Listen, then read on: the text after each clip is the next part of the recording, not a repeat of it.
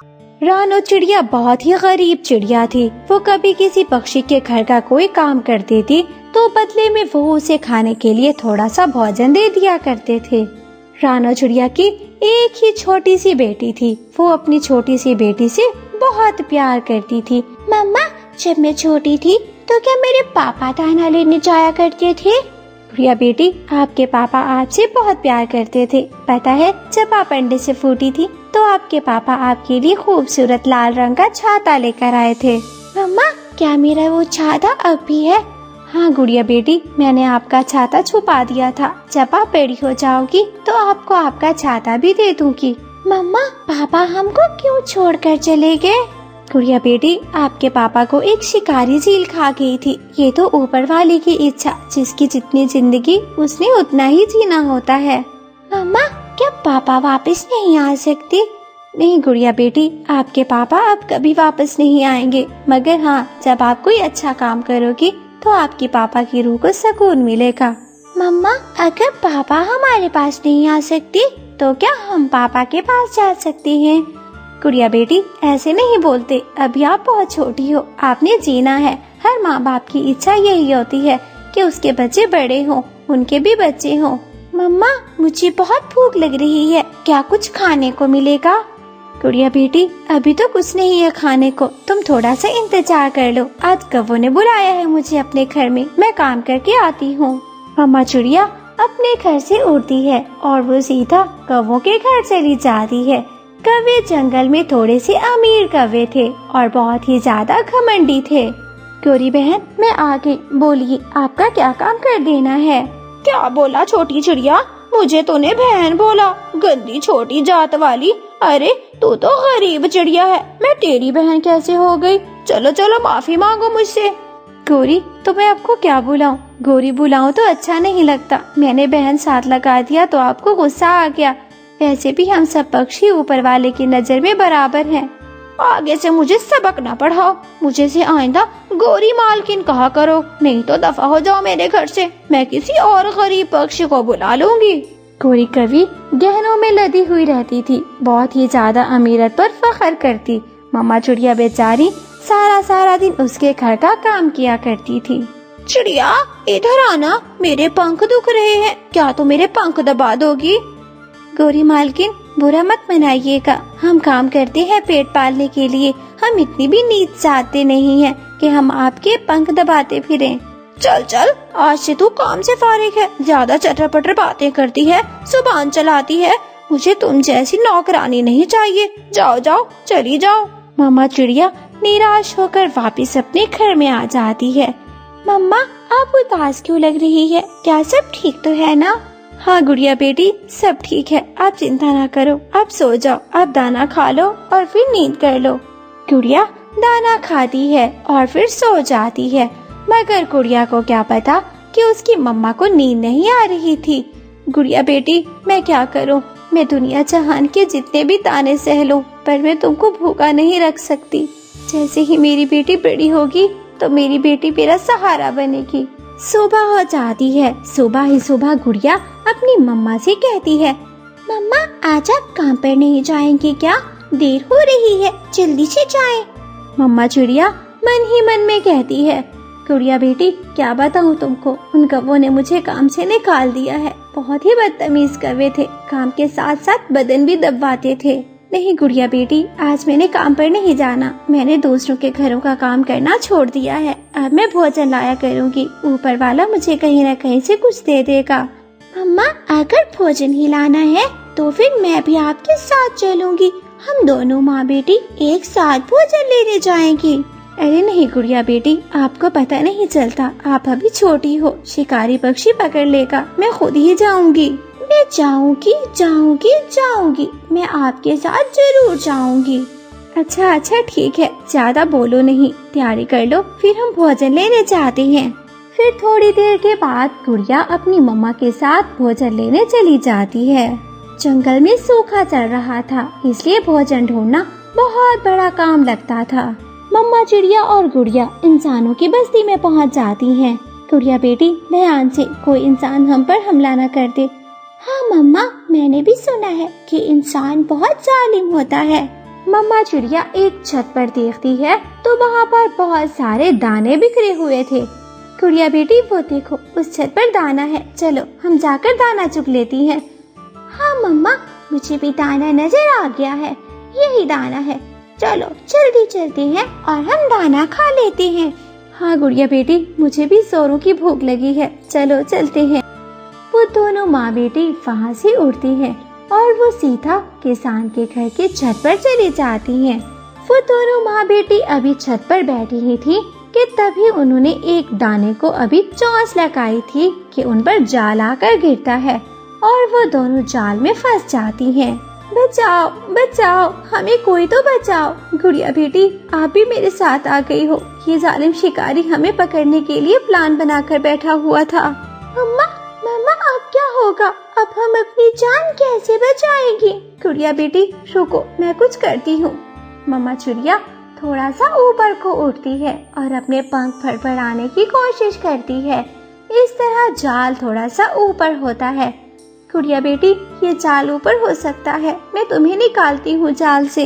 ऐसे ही मम्मा चिड़िया 2-3 बार कोशिश करती है। कोशिश करने से जाल ऊपर उठता है और फिर मम्मा चिड़िया गुड़िया को जाल से बाहर निकाल देती है।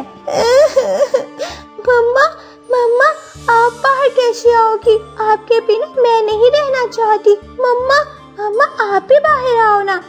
गुड़िया बेटी यहाँ से भाग जाओ गुड़िया, गुड़िया भाग जाओ, शिकारी आ जाएगा, शिकारी तुमको भी कैद कर लेगा। जाओ जाओ गुड़िया।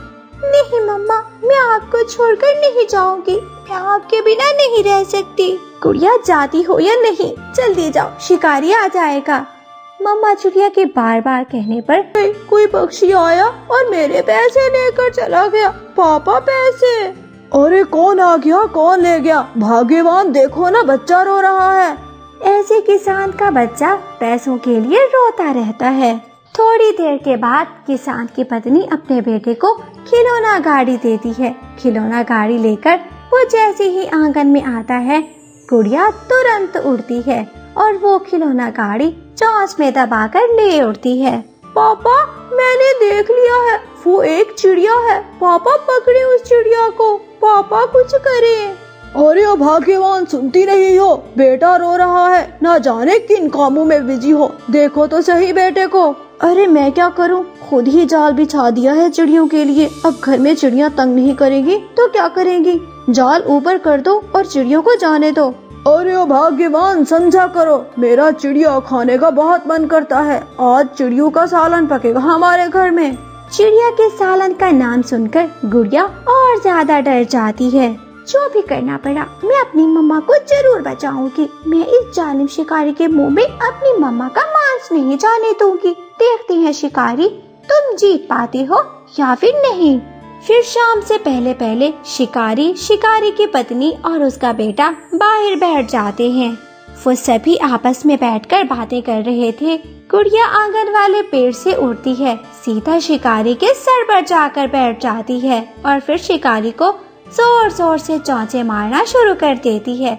शिकारी चीखने लगता है, अरे भाग्यवान देखती नहीं हो, मुझे ये चिड़िया कितना मारे जा रही है, कितनी जोर जोर से चोंचे मेरे सर पे लग रही हैं। मैं क्या करूं, खुद ही चिड़ियों का जाल बिछाया है, जाल हटा दो चिड़िया चली जाएगी, सारा काम खुद ही करते हो। चिड़िया शिकारी के सर को जख्मी कर देती है और फिर शिकारी के बेटे के सर पर जाकर बैठ जाती है। उसके सर पर जोर जोर से गुड़िया चोंचे मारना शुरू कर देती है। वो बच्चा था, बच्चा रोने लग जाता है। मम्मा बचाओ बचाओ मम्मा, किस तरह चोंचे मार रही है, हाय इधर लगी, हाय उधर लगी, मम्मा जोर से लगी। छोटी चिड़िया रुक जाओ, तुम क्या चाहती हो, बोलो ना, मैं तुम्हारा काम कर देती हूँ, हमें इतना तंग मत करो। देखिए शिकारी की पत्नी, आपके पति ने मेरी मम्मा को ऊपर कैद करके रखा है, अगर आप जाल हटा दोगे तो मैं भी आपकी जान छोड़ दूंगी, अगर जाल नहीं हटाओगे तो फिर ऐसे ही तंग करती रहूंगी। छोटी चिड़िया तुम तो बहुत अच्छी हो, तुम्हारी बात सुनकर मुझे बहुत अच्छा लगा है, मैं खुद जाती हूँ छत पर, जाल हटाती हूँ और तुम्हारी मम्मा को छोड़ देती हूँ। गुड़िया शिकारी की पत्नी को लेकर छत पर जाती है। ले हटाइए जाल और मेरी मम्मा को आजाद कराइए, तुम शिकारी बहुत बुरे होते हो। देखो हमें माफ कर दो, मेरा पति है ही ऐसा। मैंने कई बार पति से कहा है कि पक्षियों को कुछ मत कहा करो। आज उसको अच्छी सजा मिली है। मुझे उम्मीद है आज के बाद पक्षियों को तंग नहीं करेगा। फिर किसान की पत्नी वो जाल हटा देती है और मम्मा चिड़िया शिकारी के जाल से आजाद हो जाती है। माँ जी, आपका बहुत बहुत शुक्रिया। हम तो दाना लेने आई थी और फंस ही गए। भूखा पेट तो हमें भूल गया और फिर जान के लाले पड़ गए हमको।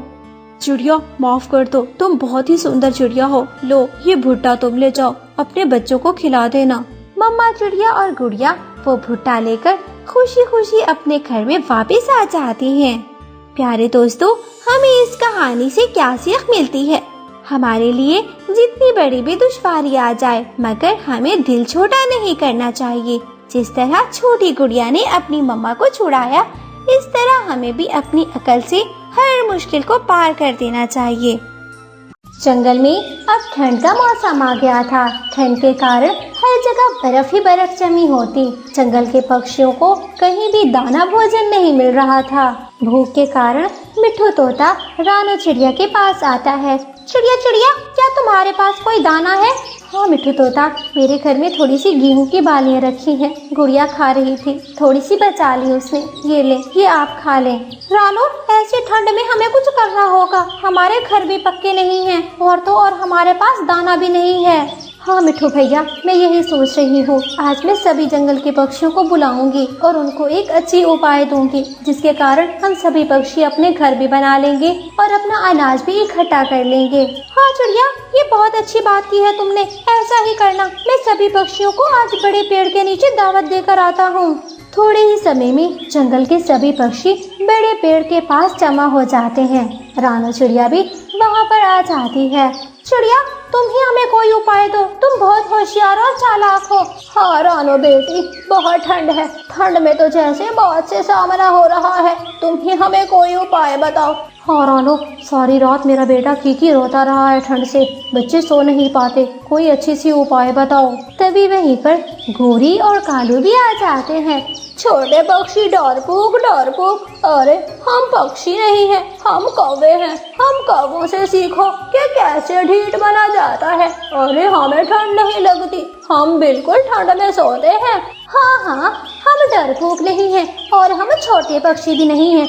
अरे हम तो जंगल के सबसे बड़े पक्षी हैं। हम चील से भी बड़े हैं। गोरी और कालू, इतना घमंड भी अच्छा नहीं है। ठंड बहुत ज्यादा पड़ रही है। तुम लोगों को मजीद ढीठ बनने की जरूरत नहीं है। गंदी छोटी चिड़िया, अब तू हमें मौत से डराएगी? अरे हम क्यों मरे हमारे दुश्मन। क्यों कालू, हम क्यों पक्का घर बनाए? अरे हम तो अपने इसी खास फौज वाले घोंसले में रहेंगे। ऐसा कहते हुए गोरी और कालू चले जाते हैं। तो जंगल के पक्षियों, आप मेरी बात सुनो। इन कौवों के बात पर ध्यान बिल्कुल नहीं देना। हम सबको अपना अपना पक्का घर भी बनाना होगा और तो और हमें अपना भोजन भी इकट्ठा करना होगा। वैसे रानो, पक्का घर बनाने की क्या जरूरत है? हम अपने घोंसलों के पास आग भी तो जला सकते हैं, जिससे ठंडी दूर हो जाएगी। नहीं मिट्ठू भैया, हम सबके छोटे छोटे बच्चे हैं। अगर आग की कोई सुलगती चिंगारी बच्चों के पंखों पर गिर जाए तो फिर आग लग सकती है। हाँ चिड़िया, बात तो तुमने ठीक की है। हम अपने बच्चों को सुरक्षित करना चाहते हैं, ना कि अपने बच्चों की जान खतरे में डालना चाहते हैं। हाँ बिल्कुल, रानो ठीक कह रही है। हम अपने घोंसलों में आग नहीं लगाएंगे, बल्कि अपने गर्म और अच्छे घोंसले बनाएंगे और अपने पक्के घर बनाएंगे। हमें आग जलाने की क्या जरूरत है। गोरी और कालू अपने घोंसले में सो रहे थे। गोरी, बहुत ठंड लग रही है, क्या करें? क्या पक्का घर बनाया जाए? नहीं कालू, हम क्यों पक्का घर बनाए? अरे ये लकड़ियाँ किस लिए बनी हैं? हम आग जला लेंगे, जिससे ठंडी दूर हो जाएगी। मुझसे तो नहीं होती मेहनत। अगर तुमने घर बनाना है तो जाकर बना लो। गोरी, मुझे कौन सा मेहनत करना पसंद है? मुझे भी तो पसंद नहीं है, बस सो जाते हैं। अरे आग जलाकर अपनी ठंडी दूर कर लेंगे और जग्गू को तुम अपने पंखों में छुपा लेना। बस गई सर्दी। ये कहकर वो ढीठ कर सो जाते हैं। जंगल के पक्षियों में कोई अपना दाना इकट्ठा कर रहा था तो कोई अपना घर बना रहा था। इस तरह मम्मा और पापा पक्षी एक दूसरे की मदद कर रहे थे। किसी को भी एक पल सांस लेने का मौका नहीं मिल रहा था। हरियाली, मैं सूखी घास ले आया हूँ, तुम घोंसला जोड़ो, तब तक मैं भोजन लेकर आता हूँ। हाँ लूसी, ये लो सूखी घास, मैं भी ले आया हूँ। ऐसा करो, तुम तब तक घोंसला बनाओ, मैं भोजन लेकर आता हूँ। ठीक है बंटी जी, पर जल्दी आना, मैं आपका इंतजार कर रही हूँ। रानू चिड़िया का पति नहीं था। रानू चिड़िया और उसकी बेटी गुड़िया पहले सूखा घास इकट्ठा करती हैं। गुड़िया घोंसला बनाती है तो उसकी मम्मा भोजन लेने जाती है। शाम से पहले पहले वो सभी पक्षी अपना अपना पक्का घर भी बना लेते हैं और अपने घर में ढेर सारा अनाज भी जमा करके रख देते हैं। मिठू जी, कितना अच्छा काम हो गया है। वो चिड़िया कितनी शक्तिशाली है। छोटी चिड़िया की फरमाइश पर हमने अपना घर भी बना लिया और भोजन भी इकट्ठा कर लिया। हाँ हरियाली, चिड़िया मेरी दोस्त है और मेरी दोस्त हमें कभी भी गलत उपाय नहीं दे सकती। चिड़िया ने तो हमारी हमेशा मदद की है। हाँ मिठू जी, अब तो हम सर्दी से बच सकते हैं। हमारा घर भी पक्का है और तो और हमारे घोंसले भी नरम नरम और गर्म है। हाँ, अब हम किसी दिन चिड़िया की दावत करेंगे और चिड़िया का शुक्रिया अदा करेंगे। रानू चिड़िया सबसे अच्छी चिड़िया है। रानू चिड़िया ने भी अपना पक्का घर बना लिया था और अपना भोजन भी इकट्ठा कर लिया था। मम्मा, मुझे बहुत मजा आ रहा है अपने नए घर में। बिल्कुल भी ठंड नहीं लग रही। रात में तो ठंड के कारण मुझे नींद ही नहीं आ रही थी। हाँ गुड़िया बेटी, हम इंसान तो नहीं हैं। इंसान सर्दी बर्दाश्त कर लेता है, मगर हम पक्षी हैं और वो भी छोटे पक्षी। हम सर्दी को बर्दाश्त नहीं कर सकते, इसलिए तो मैंने सबको पक्का घर बनाने की उपाय दी। मम्मा, आपके उपाय पर तो सबने अमल किया, मगर कौवा अंकल और कभी आंटी ने नहीं किया। वो इतनी ठंड में क्या करेंगे? गुड़िया बेटी, क्या करना है ठंड में? अरे हाँफते कांपते किसी पक्षी के घर पर नहा लेंगे। मम्मा, कैसे ये कौवे कितने अजीब होते हैं। खुद मेहनत नहीं करते बल्कि मांग तांग कर खा लेते हैं और मांग तांग के किसी को घोंसला ले लेते हैं। गुड़िया बेटी, मेहनत करने वाला अल्लाह का दोस्त होता है, इसलिए हम सबको कभी भी मेहनत नहीं छोड़नी चाहिए। मम्मा, क्या मैं घोंसले में थोड़ी सी आग जला दूं? नहीं गुड़िया बेटी, इसी कोई चिंगारी तुम्हारे पंखों में आ सकती है और आग लग सकती है। हमने इसीलिए तो पक्का घर बनाया कि हमें आग ना जलानी पड़े। रात हो जाती है। रात के समय सभी पक्षी अपने अपने घोंसले में सो जाते हैं।